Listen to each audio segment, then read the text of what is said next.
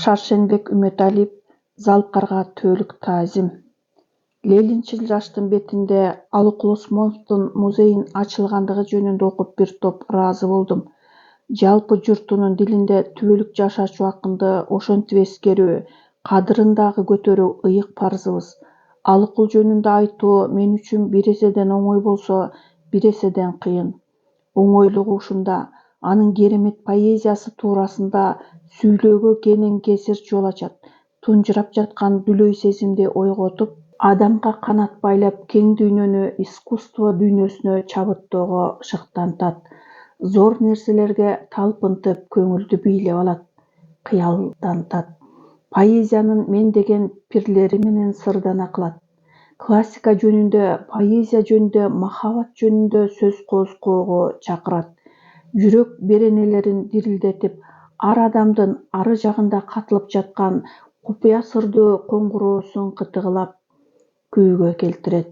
Анан аны менен кенен-кесир сырдаша бер. А бирок аны менен сырдашуу үчүн зор адабияттан жакшы кабардар болуу керек. Терең ой, тунук сезим керек, интуиция керек. Демек, Алыкул жөнүндө сөз айтуунун кыйындыгы анын кадыресе жөнөкөйлүгүнөн келип чыгат. Улуу нерселердин баардыгы ушундай. 1952 жылдын 9 январь күнү таңында бала кезден эңсеген Москвага келип түштүм. Москва кышы кычырап күчүнө кирип, чамынып турган экен. Туш-тушту карай шашыла баскан кыжы-кыйма эл, шашпай жайылып баскандар көзгө чалдыкпайт. Убакыт дегендин эмне экендигин мына ошондо билгендей болдум да, мен дагы аларды туурап, мындан ары тезирээк кыймылдоого бел байладым.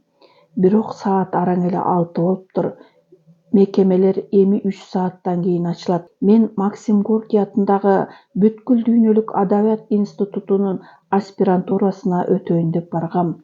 Анын кай жерде экендигин маалымат алчу жерден сурап билип алдым да, андан соң убакыттан пайдаланып, Кремльди көрмөккө метрого түшүп жөнөп калдым. Мына Кремль. Айтор далай жерди кыдырып, таң калып жүрө бериптирмин. Бир кезде карасам, саат 9-дан неба ашып кетиптир. Келе жатып эле бир жерден чоң кезекке кабылдым. Мынчалык чоң үймөктөгөн катарды көрбөгөн жаным эмне экенин билүүгө кызыгып, токтой калып, ар кимдерден сураштыра кеттим. Көрсө китеп дүкөнүндө жаңы китептер сатылып, эл ошону талашып жатыптыр. Мына ошол китептердин арасында Алыкул Осмоновдун «Мойдом» деген китеби бар экен. Эл аны да талап алып жатат. Менин сыймыктанганымды айтпа.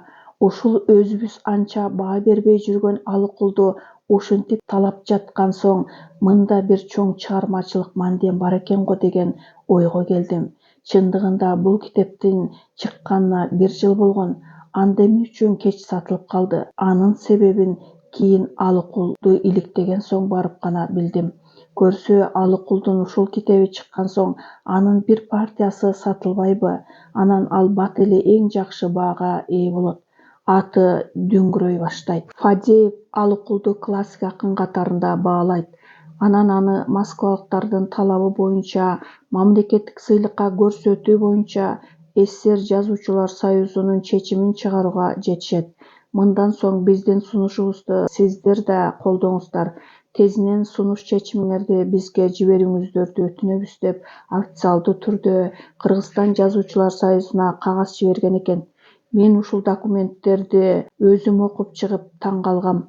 Фадеев бир эмес, бир нече жолу ушундай кагаз жибериптир. Таң калганым ушул: Кыргызстан Жазуучулар союзу эч кандай колдоого алган эмес экен. Кандай чечим чыгаргандыгын көрө албадым. Тек жооп берилбей кала берген. Ыйманыма камчы баса албайм. Мен буларды өзүм окуп абдан кейген элем.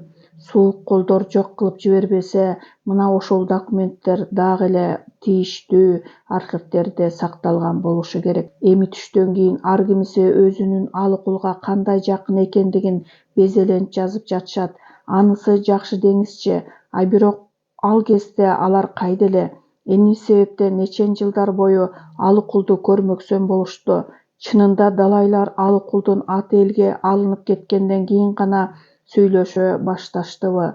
Ошондо ал Алыкулга кандай жардам берип, аны кантип багып каккандыгынан, аны кандайча чыгармачылык багытка салгандыгынан, мээримандыгынан кеп салышын, өздөрүн ролун баса көрсөтүшөт. Балким ошондой болгондун, а бирок мурда кайда эле? Эмне үчүн Москва колдоп жатса, бияктагылар жым болушту? Менимче, бул маселеге атайын комиссия түзүп, азыр анын себебин табуу керек. Ошентип мага алыкулдуу тааныткан Москва болду. Максим Горький атындагы Дүйнөлүк адабият институтунун аспирантурасына өтүп окуп калдым. Бирок ошол жогорку эпизоддон кийин алыкул жөнүндө оюм тынчтык бербеди. 1952-жылдын жайында Фрунзеге кайтып келгенимден баштап алыкулдун чыгармаларын үйрөнүүгө кунт койдум. Ал жөнүндө ар кандай маалыматтар жыйнай баштадым. Ушул азыр Панфиловдо турган жээни Болотбек Агесте аскерде экен. Анын энеси Алыкулдун бир тууган тайэжесин издеп таптым. Анан а киши менен Алыкулдун Тимирязев 4 көчөсүндөгү үйүнө бардым. 3 бөлмөлүү өзүнчө үй экен. Бир эски керебет. Дагы башка майда барат идиш аяктардан башка эч нерсе жок экен. Керебет Алыкулдуку экендигин айтты. Победа деген машинасын Токмоктогу эжеси алып кетиптир. Мен акындын кагаздарын сурасам, билбейм, Айтор Алыкул өлгөндөн кийин көп өтпөй жазуучулардын комиссиясы алып кеткен деди. Жазган үстөлү кайда? Аны да бирөө алып кеткен. Сөздүн кыскасы, мен а дегенде Алыкулдун китебин чыгаруу жагына кириштим. Жазуучулар союзуна маселе койдум. Ошондо бул ишти ошол кездеги Жазуучулар союзунун жооптуу секретары Раматлык Жээнбай Самаганов катуу колдоду. Бирок бул иш көпкө созулду. Акыры мен түзүүчү катары бекитилдим. Бир жактан окуу, анан дагы диссертация чолоо жок. Москвага кетип, жарым жылдан кийин кайра келдим. 1953-жылдын жазы келди. Алыкулдун ырларын машинкага бастырууга тыйын жок. Акыры өзүм төлөп, тайэжесиникинде кайдан акча болсун, ырларын топтоп алып келдим. Канаттуу поэзия деген чоң макала жаздым. Аны китептин баш сөзү катары бердим. Жана мурда Ала тоого да чыккан эле. Бир күнү Алыкулдун эжесинен сурадым. Алыкул жазуучулардын ичинен ким менен жакын эле? Кубанычбек Маликов менен жакын болчу. Мурда жаш кезинде ошонукуна жатып жүргөн. Кийин да ага каралашкан ошол гана болду. Ошону менен китептин редакторлугуна Маликов бекитилди. А кишинин үйүндө отуруп экөөбүз китептеги ар бир ырды карай баштадык. Ошондо бир топ жерден талаш чыкты. Маселен, ким болду экен деген поэмасы Англис боз калпагын унут таштап дегенде делдейген боз калпагын унут таштап деп оңдоду. Чындыгында Англис дегени туура эле, анткени аскерге барбаса да баргандай болуп трофей калпакты кийип алыштын өзү Алыкулдун каарманы ким экендигин баса көрсөтүп турган. Бирок менин ушул оюмду редактор кабыл албады. Ошондой болуп чыккан жерлери бар эле. Кийин аны сынчы Кымбатбек Укаев негизинен туура сындаган. Бирок Ираматылык Маликов бул иште көп күч жумшады. Май айында акча алыш үчүн Алыкулдун эжесин ээрчитип келдим. Гонорарын жакшы эле алды. А кезде көп төлөчү. Айтор бир куржун көзү акча алды. Тыйынын Самаганов менен Маликовдор жакшы койдуруп берген. Эжесинин ыраазы болгонун айтпа. А бирок ушул жерден бир аз кыжылдаша калдык.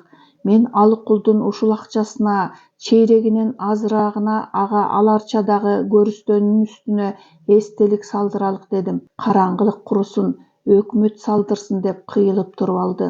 Мен далайды айтып жатып, Айтор эптеп макулдугун алдым. Ошол эле жерден 14 000 сом акчаны эстелик үчүн Сүрөтчүлөр союзуна которуп жибердим. Баягы куржун бөксөргөн деле жок. Анан ушул азыркы акындын жээни Болотбек аскерде эле. Ошого да энеси экөөлөп акча салдык. Мен да өзүмө тийиштүү акча алган элем. Антсе да эмгегиң бар балам, деп мага бир көйнөк сатып берди. Менин каалоом боюнча ушундай болду. Калп айткан менен болобу? Акындын тайэжеси менден тыйын аябай тургандыгын айтты. Каалаганың ал, эмгек сеники деди. Жок, эмгек анын өзүнүкү деп алганым жок. Эжеси жакшы киши болчу. Алыкул учук менен ооруп жатканында суурду майын таап келип, берүүчүмүн деп ыйлап жиберер эле. Алыкулду көрбөгөн мен да жашып кетүүчүмүн. Жанагы эстелик азыр да турат. Аны сүрөт боюнча Пузыревский деген скульптор жасаган эле. Алыкул деп жүрүп, туягым жерде калгандай эле болду деп жазган элем. Алыкулга эстелик деген китепчеде бул доомат эмес, чындык, ага мен сыймыктанам. Пусыревский абдан жакшы киши экен. Зор киши, колун кармаганда тим эле аттын туягын кармагандай болом. Ошол күрөктөй болгон чоң колдору менен иштеп жатат. Мага чополорду ийилетип коет. Сен тууганга күйүмдүү экенсиң. Тууган ушундай болсо кана. Тууганым эмес деп кантип айта алам? Антейин десем айнып калабы дегенсип чочулайм да, бир жагын жатындашым деп коюп ылай ыйлейм. Кийин чындыгын билгенде аябай таң калды. Ошону менен бүтүрдү. Бирок бул эстеликтин убактылуу экендигин эскертти. Антсе да ал ушул күнгө чейин турат. Кебетесинин кетип жалдыраган бойдон. Мен Алыкул жөнүндө жазуудан да, айтуудан да эч бир тажабайм. Анын поэзиясынын сыйкырдуу күчү ошондой.